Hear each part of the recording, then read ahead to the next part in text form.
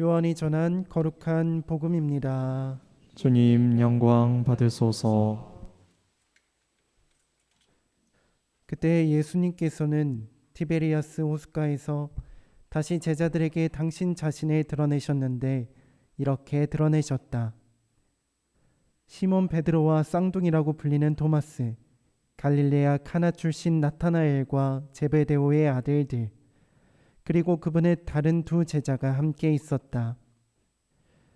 시몬 베드로가 그들에게 나는 고기 잡으러 가네 하고 말하자 그들이 우리도 함께 가겠소 하였다. 그들이 밖으로 나가 배를 탔지만 그날 밤에는 아무것도 잡지 못하였다. 어느덧 아침이 될 무렵 예수님께서 물가에 서 계셨다. 그러나 제자들은 그분이 예수님이신 줄을 알지 못하였다. 예수님께서 그들에게 얘들아 무얼 좀 잡았느냐 하시자 그들이 대답하였다. 못 잡았습니다. 예수님께서 그들에게 이르셨다. 그물을 배 오른쪽에 던져라. 그러면 고기가 잡힐 것이다. 그래서 제자들이 그물을 던졌더니 고기가 너무 많이 걸려 그물을 끌어올릴 수가 없었다. 예수님께서 사랑하신 그 제자가 베드로에게 주님이십니다 하고 말하였다. 주님이시라는 말을 듣자 옷을 벗고 있던 베드로는 겉옷을 두르고 호수에 뛰어들었다. 다른 제자들은 그 작은 배로 고기가 든 그물을 끌고 왔다. 그들은 뭇에서 100m쯤 밖에 떨어져 있지 않았던 것이다. 그들이 뭇에 내려서 보니 숯불이 있고 그 위에 물고기가 놓여 있고 빵도 있었다. 예수님께서 그들에게 말씀하셨다. 방금 잡은 고기를 몇 마리 가져오너라. 그러자 시몬 베드로가 배에 올라 그물을 뭇으로 끌어올렸다. 그 안에는 큰 고기가 153마리나 가득 들어 있었다. 고기가 그토록 많은데도 그물이 찢어지지 않았다. 예수님께서 그들에게 와서 아침을 먹어라 하고 말씀하셨다. 제자들 가운데에는 누구십니까? 하고 감히 묻는 사람이 없었다. 그분이 주님이시라는 것을 알고 있었기 때문이다. 예수님께서는 다가가셔서 빵을 들어 그들에게도 주시고 고기도 그렇게 주셨다. 이렇게 예수님께서는 죽은 이들 가운데에서 되살아나신 뒤에 세 번째로 제자들에게 나타나셨다. 그들이 아침을 먹은 다음에 예수님께서 시몬 베드로에게 물으셨다. 요한의 아들 시몬아, 너는 이들이 나를 사랑하는 것보다 더 나를 사랑하느냐? 베드로가 예 주님, 제가 주님을 사랑하는 줄을 주님께서 아십니다. 하고 대답하자 예수님께서 그에게 말씀하셨다. 내 어린 양들을 돌보아라. 예수님께서 다시 두 번째로 베드로에게 물으셨다. 요한의 아들 시몬아, 너는 나를 사랑하느냐? 베드로가 예 주님, 제가 주님을 사랑하는 줄을 주님께서 아십니다. 하고 대답하자 예수님께서 그에게 말씀하셨다. 내 양들을 돌보아라. 예수님께서 세 번째로 베드로에게 물으셨다. 요한의 아들 시몬아, 너는 나를 사랑하느냐? 베드로는 예수님께서 세 번이나 나를 사랑하느냐 하고 물으심으로 슬퍼하며 대답하였다. 주님, 주님께서는 모든 것을 아십니다. 제가 주님을 사랑하는 줄을 주님께서는 알고 계십니다. 그러자 예수님께서 베드로에게 말씀하셨다. 내 양들을 돌보아라. 내가 진실로 진실로 너에게 말한다. 네가 젊었을 때에는 스스로 허리띠를 메고 원하는 곳으로 다녔다. 그러나 늙어서는 네가 두 팔을 벌리면 다른 이들이 너에게 허리띠를 메어주고서 네가 원하지 않는 곳으로 데려갈 것이다. 예수님께서는 이렇게 말씀하시어 베드로가 어떠한 죽음으로 하느님을 영광스럽게 할 것인지 가리키신 것이다. 이렇게 이르신 다음에 예수님께서는 베드로에게 말씀하셨다. 나를 따라라. 주님의 말씀입니다. 그리스도님 찬미합니다.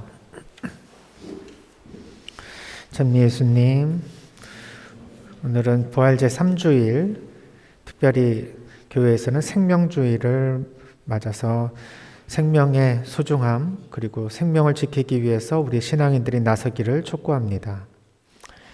이 생명은 우리 인간 생명 우선적으로 얘기할 수도 있습니다. 요즘 미디어를 통해서 우리가 전쟁의 참혹함을 계속 보고 있으며 세상에 전쟁이 없어야 된다라는 그런 마음으로 세계 평화를 위해서 기도하고는 있습니다. 인간이 서로 이렇게 생명을 앗아가는 그런 반생명적인 문화를 계속 만들어가는 것은 하느님의 뜻에 어긋나는 것이겠죠. 그래서 교회는 이런 생명을 지키기 위한 여러 가지 교황님의 가르침으로부터 시작해서 교회의 실질적인 행동에 이르기까지 우리는 신앙의 실질적인 실천을 생명활동으로 이어가고 있습니다. 낙태되는 아이들을 구하기 위한 교회의 노력, 심지어는 큰 죄를 져서 사형을 받아야 되는 사람들에게까지도 생명은 하느님이 주신 것이기에 그 제도를 없애기 위해서 노력하는 교회의 모습을 통해서 보면 생명은 그 어떤 가치와도 바꿀 수 없는 중요한 것이라는 것을 우리는 알 수 있습니다. 그러나 오늘 특별히 이 생명주일에서 이 생명이 인간의 생명에만 국한되지 않는다는 사실을 또한 기억하는 것이 중요합니다. 교회는 인간의 생명만이 아니라 이 지구상에 사는 모든 생명체를 하나로 중요하게 생각합니다. 그래서 교황님께서는 이 자연 안에 존재하는 모든 생명은 그 자신이 가지고 있는 고유한 생명을 계속 이어나가는 것이 하나님의 뜻이라는 사실을 강조하면서 우리가 환경을 우리 인간의 어떤 생명을 유지하기 위해서 보호하는 것이 아니라 환경 자체 그리고 이 우주에 있는 모든 생명 자체가 하나님의 뜻 안에서 온전히 살아가는 것이 중요하다는 사실을 알려줍니다.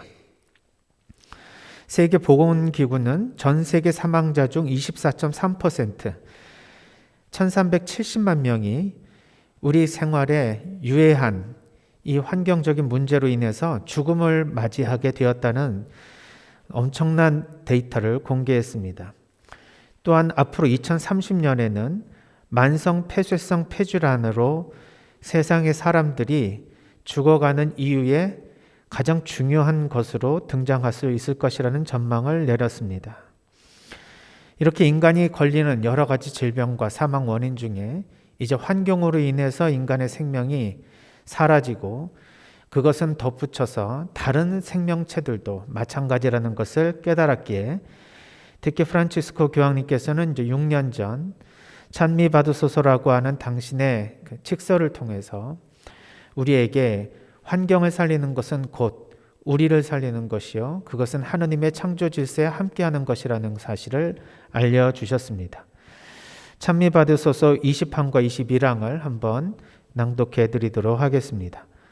사람들이 일상적으로 노출되는 오염들이 있습니다. 대기 오염 물질에 대한 노출은 특히 가장 가난한 이들의 건강에 커다란 영향을 미쳐서 수많은 사람들이 일찍 사망하게 됩니다.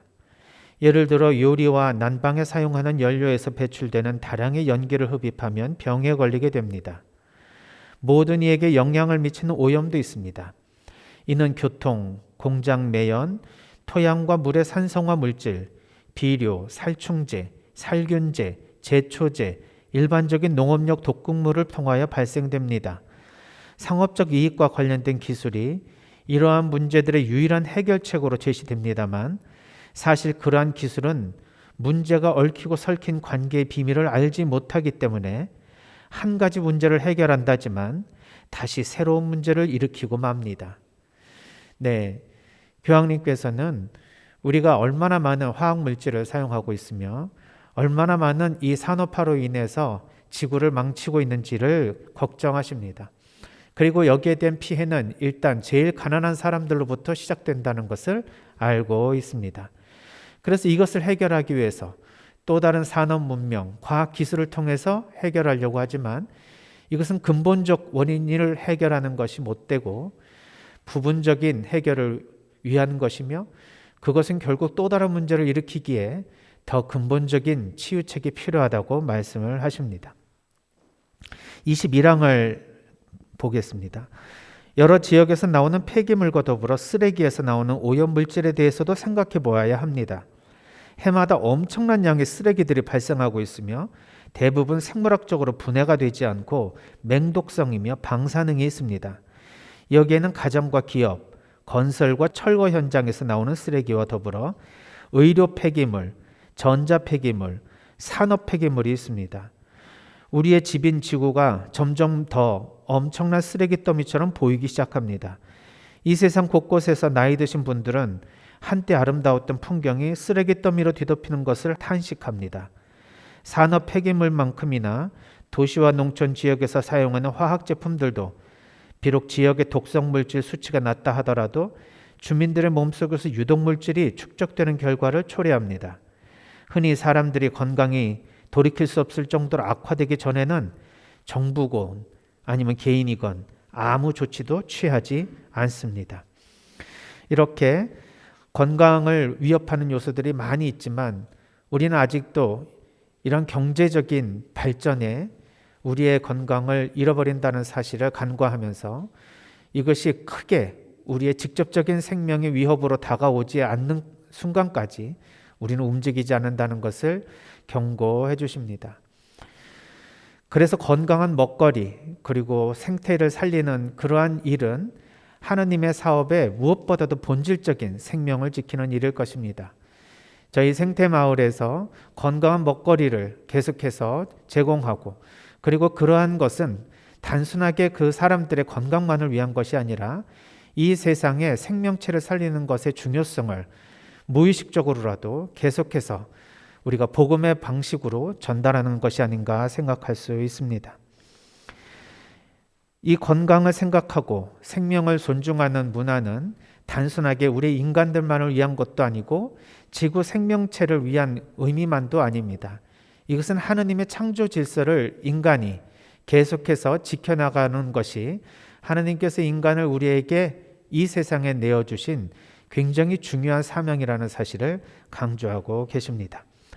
찬미받아서 16항에는 세상의 모든 것은 연결되어 있다라는 이 믿음을 우리가 구체적인 실천으로 옮겨야 진정한 신앙인의 양심이라고 말씀을 하십니다. 우리가 살아가면서 세계 평화를 위해서 할 수 있는 일이 무엇일까? 환경 보호를 위해서 할 수 있는 일이 무엇일까? 생명을 살리는 그런 최전선에서 우리는 어떤 일을 할 수 있을까 생각을 해볼 때 너무도 미흡하고 도무지 나의 노력이 이 세상을 변화시킬 것 같지 않는 그런 좌절감을 느끼기도 합니다. 하지만 나의 조그마한 움직임이 결국 내 자신과 이웃 그리고 이 세상을 변화시킬 수 있는 힘이 된다는 사실을 잊지 말아달라고 교황님께서는 당부하십니다.